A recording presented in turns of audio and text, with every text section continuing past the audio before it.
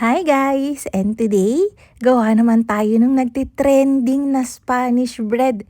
Yung nagme-melt tapos gooey yung palaman sa loob. Mga ilang araw ko tong paulit-ulit na ginagawa para lang ma-achieve yung ganitong texture ng palaman. Pero hindi ko ginawang super tamis. Kaya huwag na natin patagalin yan at simulan na natin. Dito nga sa mixer, naglagay ako ng 280 grams ng water, room temperature lang yon, 100 grams ng light brown sugar, and 500 grams ng bread flour. Sun Moon Star ng Pilmico yung ginagamit ko.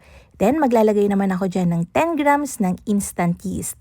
Permifan 2-in-1 yeast yung ginagamit ko. Try nyo to, napakagandang yeast. Then, add tayo dyan ng 6 grams ng salt and imimix na natin yan gamit ang slow speed for 5 minutes. Hayaan nyo lang umiikot ng slow for 5 minutes. Mabubuo at mabubuo yan. Then, after 5 minutes, tsaka natin ilalagay yung 30 grams natin ng shortening. Ganyan na yung magiging texture niyan. Ang gamit ko ditong shortening is Quest Shortening ng High Caps Marketing Corporation.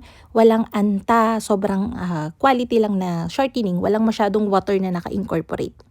Then, imimix ko na yan sa medium speed na. Kung gaano katagal, depende kasi yun sa klase ng mixer na gamit nyo. Pag spiral, mas mabagal. Pag planetary, mas mabilis. Intayin yung maging ganyan yung texture. Smooth na yung texture. Nababatak nyo na siya ng manipis. Dito sa akin, inabot to ng 5 minutes pa bago mag-achieve yung ganitong texture. After mixing, i-divide ko na yan ng tig to 30 grams each. Pwedeng tag to 25, pwedeng tag to 20 grams, depende na sa inyo yun. Ito medyo medium size to, medyo malalaki siya compared dun sa nabibili nyo sa mga bakery. After ko yung mai-portion, binilog ko na yan. Hindi naman necessary na bilugin pero binilog ko na kasi konti lang naman to. Binalutan ko yan and i-rest natin to for 15 minutes. Habang nagre-rest tayo ng ating dough, gagawa na tayo ng filling natin. Dito, meron akong 300 grams ng margarine. Ang gamit ko dyan is Goldilite Margarine ng High Caps Marketing Corporation. Then, lalagyan natin yan ng 300 grams ng light brown sugar. Ikikream natin yan ng malala para halos matunaw na yung sugar. Then, mag-add na tayo dito ng 70 grams ng skim milk powder, pinaghalo ko na yan, and 30 grams ng third class flour. Kapag walang third class flour, pwede din ang cake flour. Same amount, 30 grams lang din. Then, i-incorporate natin yan gamit ang spatula. Then, yun na yung filling natin. Yung mga pan natin, pinapahirang ko din yan ng medyo makapal na pahid ng margarine. Goldilite margarine pa din. Then yan, rested na yung ating dough, so mas madali na natin siyang mamomolde. So yan, ganyan lang naman magmolde.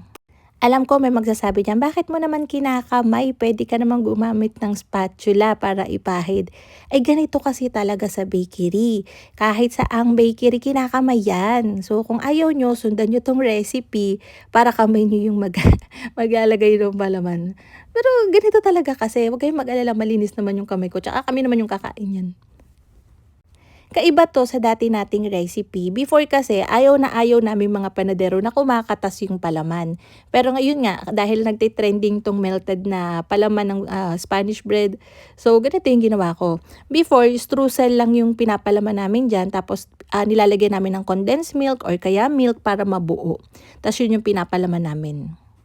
Para buo yung palaman ng Spanish bread. Pero iba-iba naman yan, kanya-kanyang bakery, kanya-kanyang style.